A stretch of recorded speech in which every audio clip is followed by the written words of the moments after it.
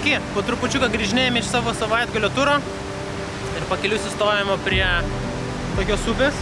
Čia vat namukas prie tos upės. Jau yra gana tokia jauki kavinukė, labai graži. Galima nusipirkti šito užkasti, atsigerti. Ir čia galima eiti į turą vat šalia. Kaip žinote, šiais metais Norvegijoje labai daug prisnigo kalnuose ir labai daug sniego. Dabar vat porą savaičių labai kepina, labai šilta. Visas tas sniegas tirpsta, žinoma.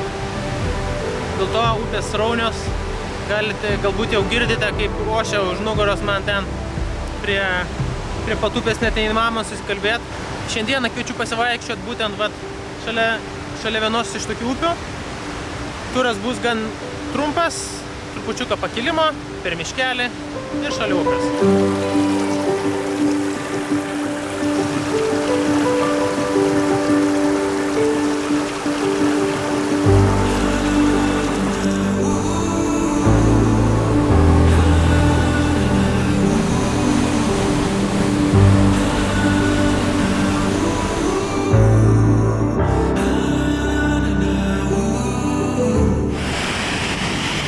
Šita vieta vadinama Steinbrų. Tai yra akmens tiltas. Va, būtent ant jo dabar stoviu. Natūralus tiltas.